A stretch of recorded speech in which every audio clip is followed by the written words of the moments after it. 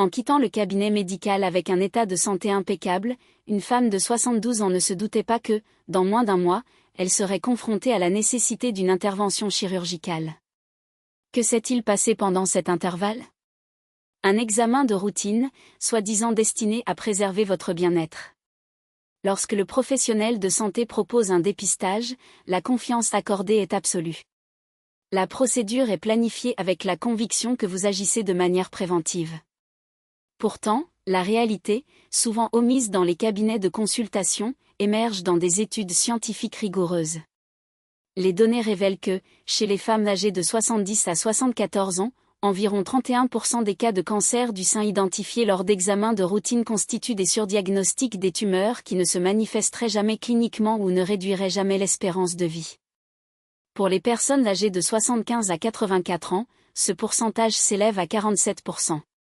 Il s'agit de néoplasmes réels mais inoffensifs, dont la détection déclenche une séquence d'interventions inutiles, interventions chirurgicales, radiothérapie et complications chroniques qui compromettent la qualité de vie. Étonnamment, près de 20% des femmes souffrant de troubles cognitifs graves continuent de subir des mammographies périodiques, bien que ces examens ne soient pas recommandés pour les personnes ayant une espérance de vie limitée. Et le problème ne se limite pas au cancer du sein. Parmi les hommes âgés présentant un risque élevé de décès au cours de la prochaine décennie, 55% subissent encore un test d'antigène prostatique spécifique, PSA, pour détecter le cancer de la prostate. Le système de santé, au lieu de protéger cette population, l'expose à des risques évitables. Ce qui rend cette situation particulièrement préoccupante, c'est que les préjudices résultant d'un surdiagnostic ne se limitent pas à un inconfort momentané. Il résulte de procédures invasives, de traitements agressifs et d'une surveillance clinique qui, en plus de n'apporter aucun bénéfice, entraînent des effets indésirables importants. Les interventions médicales, par nature, comportent des risques. Les interventions chirurgicales, la radiothérapie et la chimiothérapie sont associées à de graves complications. À cela s'ajoute l'impact psychologique du diagnostic d'une maladie, en plus du fardeau économique des traitements qui ne prolongent pas la vie ni n'améliorent sa qualité. Dans ce contexte, 5 tests de dépistage largement diffusés méritent une analyse critique, notamment après 70 ans. Il ne s'agit pas de procédures expérimentales, mais de pratiques consolidées, mises en œuvre chaque année par des millions de personnes, souvent sans une bonne compréhension des risques par rapport aux bénéfices. Le premier à être examiné est le dépistage du cancer de la prostate par le test PSA, un test qui, au cours des dernières décennies, est devenu partie intégrante des examens de contrôle chez les hommes. Grâce à un simple prélèvement sanguin, on mesure le taux d'antigène prostatique spécifique, dont les valeurs élevées sont censées indiquer la présence d'une néoplasie. La logique semble simple et protectrice, mais les preuves scientifiques les plus récentes pointent vers une réalité différente. Chez les hommes de plus de 70 ans, le PSA identifie souvent des tumeurs à croissance lente qui ne provoqueraient jamais de symptômes ni ne menaceraient la survie. Le groupe de travail sur les services préventifs des États-Unis, par exemple, recommande explicitement de suspendre le dépistage de routine dans cette tranche d'âge, car les recherches ne soutiennent pas sa poursuite. La raison réside dans le problème du surdiagnostic.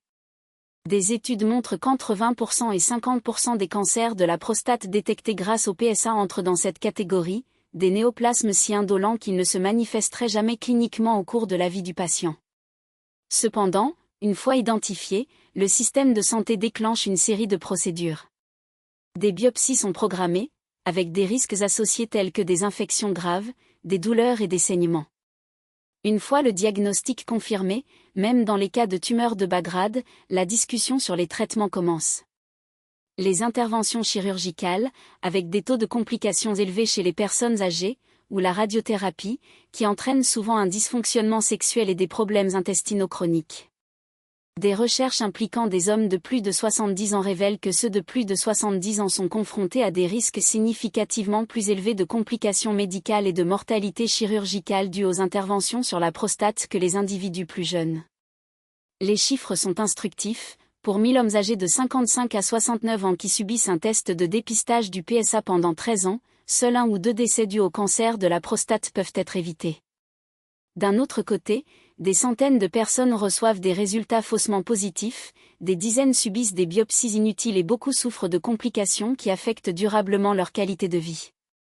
Prenons le cas d'un homme de 72 ans, actif et en bonne santé, qui marche régulièrement, dirige une entreprise à temps partiel et apprécie la compagnie de ses petits-enfants. Votre médecin vous prescrit un PSA de routine. Le résultat présente une valeur légèrement élevée. Orienté vers un urologue, une biopsie est recommandée. La procédure identifie une petite zone de cancer de bas grade. Du coup, il se retrouve confronté à des décisions thérapeutiques. Choisissez la radiothérapie. Dans les mois suivants, il a développé une grave incontinence urinaire, qui l'a empêché de voyager. Sa fonction sexuelle se détériore et la fatigue devient débilitante, le tout à cause d'un cancer qui n'aurait probablement jamais raccourci sa vie ni provoqué aucun symptôme. La communauté médicale reconnaît de plus en plus cette tendance. À moins que le patient ne présente des symptômes urinaires spécifiques ou des antécédents familiaux pertinents, le dépistage systématique du PSA après 70 ans a tendance à générer plus de problèmes que de solutions. La question centrale n'est pas de savoir s'il existe un cancer de la prostate, mais si sa détection contribuera effectivement à une qualité de vie plus longue ou meilleure. Pour la plupart des hommes de cette tranche d'âge, la réponse est non. Un autre test tout aussi controversé, qui touche majoritairement les femmes, présente des risques de surdiagnostic étonnamment similaires. Il s'agit de la mammographie pour le dépistage du cancer du sein, une procédure promue depuis des décennies comme un outil permettant de sauver des vies et qui, en fait, démontre des bénéfices dans certaines tranches d'âge. Cependant, lorsqu'on s'intéresse spécifiquement aux femmes de plus de 70 ans, en particulier celles de plus de 75 ans, les données deviennent considérablement plus complexes. Une enquête récente, portant sur plus de 54 000 femmes, a révélé des tendances alarmantes. Parmi les personnes âgées de 70 à 74 ans qui ont maintenu un dépistage mammographique de routine, environ 31% des cancers du sein détectés ont été surdiagnostiqués. Ce pourcentage atteint 47% dans la tranche d'âge de 75 à 84 ans et dépasse 50% chez les femmes âgées de 85 ans ou plus. En pratique, le surdiagnostic implique l'identification d'une tumeur qui ne se manifesterait jamais cliniquement, ne serait jamais découverte spontanément et n'influencerait jamais les attentes ou la qualité de vie du patient. Cependant, dès qu'une anomalie est détectée à la mammographie, une cascade d'interventions commence, examen complémentaire, biopsie, diagnostic définitif et discussion thérapeutique. Beaucoup de ces femmes subissent une tumorectomie, une radiothérapie ou des traitements hormonaux pour des tumeurs qui resteraient inoffensives si elles n'avaient jamais été identifiées. L'impact psychologique de cette situation est profond. Imaginez-vous comme une femme de 76 ans, en parfaite santé et active. Après un examen de routine, quelque chose de suspect est détecté. De nouveaux tests sont effectués et une petite tumeur est identifiée. Du coup, elle devient une patiente en oncologie. Votre identité et votre perspective sur la vie sont radicalement transformées. Des radiations pour évaluer la présence de calcifications artérielles, marqueur du risque cardiovasculaire chez la personne âgée plus fiable que les résultats ambigus d'un test d'effort. De plus, il a été démontré que des interventions non invasives telles que des ajustements de médicaments, l'optimisation de la pression artérielle et des programmes structurés d'activité physique supervisée réduisent les événements cardiaques dans les populations gériatriques sans exposer les patients aux risques associés à des procédures de diagnostic inutiles. La logique qui sous-tend la demande aveugle de tests complémentaires chez les personnes âgées ignore souvent un principe fondamental de la médecine factuelle. La relation entre bénéfices et préjudices doit être évaluée non seulement en termes absolus, mais également en termes d'espérance de vie et de capacité fonctionnelle de l'individu.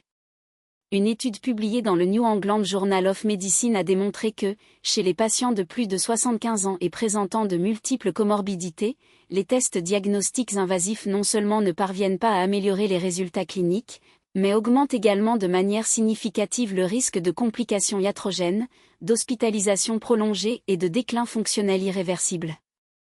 Cette réalité contraste avec la perception largement répandue selon laquelle, plus de tests égale de meilleurs soins, une erreur qui ignore le fait que, dans de nombreux cas, un diagnostic précoce d'affection asymptomatique ne modifie pas la trajectoire clinique du patient, mais plutôt sa qualité de vie. Un autre aspect souvent négligé est l'impact psychologique et social d'une médicalisation excessive. Lorsqu'un individu est étiqueté comme « patient », en raison de découvertes fortuites lors de tests de dépistage, une reconfiguration de son identité se produit, qui est définie par des limitations potentielles plutôt que par des capacités réelles.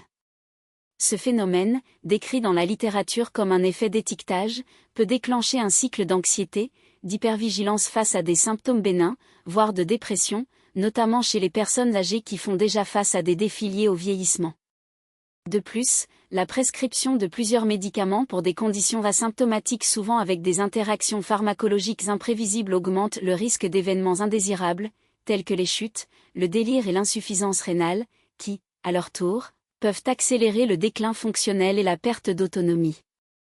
Face à ce scénario, il est impératif de repenser le paradigme du dépistage chez les personnes âgées, en remplaçant l'approche basée sur des protocoles rigides par une évaluation individualisée, qui prend en compte non seulement l'âge chronologique, mais aussi la réserve fonctionnelle, les préférences des patients et les objectifs thérapeutiques réalistes.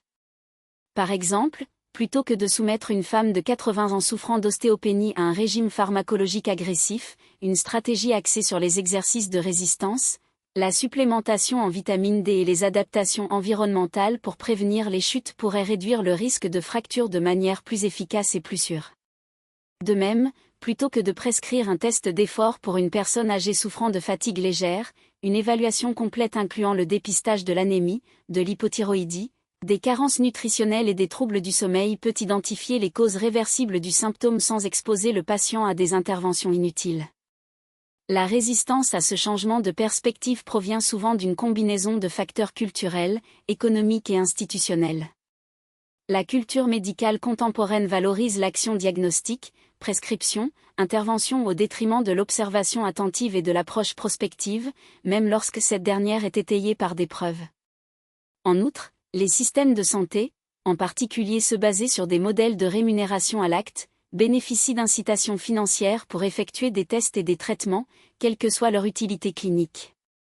Enfin, la pression exercée par les patients et leurs familles, qui associent souvent l'absence d'intervention à la négligence, contribue à perpétuer des pratiques dont le bénéfice, au mieux, marginal.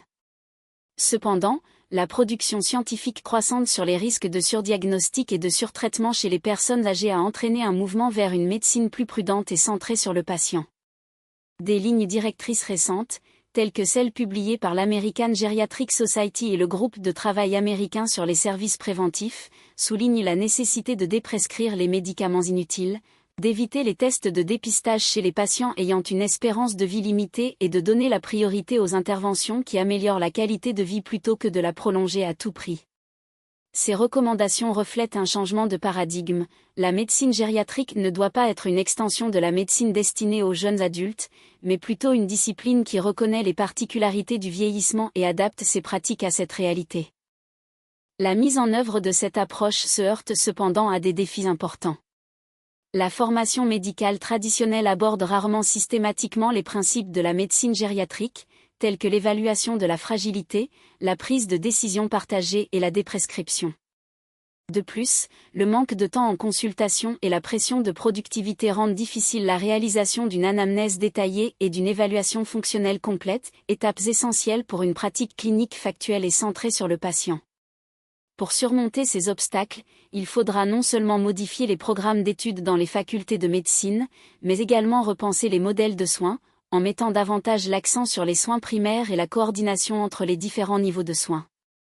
Enfin, il est essentiel de reconnaître que la décision de procéder ou non à un examen ou à un traitement sur une personne âgée doit être le résultat d'un dialogue transparent entre le médecin et le patient, dans lequel les risques, les bénéfices et les incertitudes sont présentés de manière claire et équilibrée.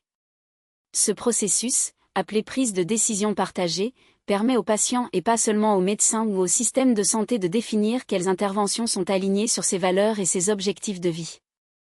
Pour de nombreuses personnes âgées, la priorité n'est pas de prolonger la vie à tout prix, mais plutôt de conserver leur autonomie, leur dignité et la possibilité de profiter des activités qui leur donnent du sens. Dans ce contexte, la médecine doit abandonner la position paternaliste qui présuppose savoir ce qui est le mieux pour le patient et adopter une approche collaborative, dans laquelle les soins sont façonnés par les préférences et les besoins individuels, et non par des protocoles standardisés. L'utilisation aveugle de tests d'imagerie, telles que la tomodensitométrie du corps entier, représentent un paradoxe inquiétant dans la pratique médicale contemporaine. Bien que commercialisées comme des outils de prévention avancés, de telles procédures exposent les patients à de fortes doses de rayonnement ionisant équivalentes à des centaines de radiographies pulmonaires, sans qu'il existe de preuves scientifiques solides pour prouver leurs bénéfices chez les individus asymptomatiques. Des études publiées dans des revues à fort impact, comme JAMA Internal Medicine, indiquent que l'augmentation exponentielle de l'utilisation de ces tests peut être associée à jusqu'à 5% des cas de cancer diagnostiqués chaque année, ce qui équivaut à des facteurs de risque déjà consolidés, comme la consommation d'alcool. Le problème s'aggrave lorsqu'on considère la population âgée, dans laquelle la probabilité de détecter des découvertes fortuites telles que des nodules pulmonaires bénins, des kystes ou des calcifications physiologiques est nettement plus élevée. De telles découvertes, bien qu'inoffensives dans la plupart des cas, déclenchent une cascade d'interventions inutiles, notamment des tests supplémentaires, des biopsies, dans des situations extrêmes, des interventions chirurgicales. L'exemple d'un octogénaire actif qui, après un dépistage de routine, subit une biopsie pulmonaire pour rechercher un nodule de 3 mm pour ensuite développer des complications telles qu'un pneumothorax illustre les risques tangibles de cette approche. La littérature médicale affirme catégoriquement qu'en l'absence de symptômes ou d'indications cliniques spécifiques, les préjudices potentiels l'emportent sur les avantages hypothétiques. En ce sens, la position la plus prudente est de privilégier une évaluation clinique minutieuse, basée sur une anamnèse détaillée et un examen physique, en réservant les examens d'imagerie uniquement aux situations dans lesquelles il existe une suspicion fondée de pathologie. Pour les personnes âgées, le rapport coût-bénéfice d'un dépistage aveugle devient encore plus défavorable, car le temps nécessaire pour que les bénéfices potentiels se manifestent dépasse souvent l'espérance de vie réaliste. En outre, les dommages résultant des faux positifs tels que l'anxiété, les procédures invasives et les hospitalisations tendent à dépasser les gains théoriques. Face à ce scénario, il est essentiel que les patients et les professionnels de santé adoptent une attitude critique face à la demande de tests, en remettant systématiquement en question les implications d'un résultat positif. La véritable prévention des maladies ne réside pas dans la multiplication des tests de diagnostic, mais dans l'adoption d'habitudes saines, comme une activité physique régulière, une alimentation équilibrée, le maintien du lien social et un sommeil de qualité. De telles mesures, bien que moins glamour que les technologies de pointe, démontrent un impact avéré sur la promotion de la santé et la réduction des risques à long terme. La médecine doit donc sauver le principe de prudence, reconnaissant que, dans de nombreux cas, la meilleure décision est de ne pas intervenir.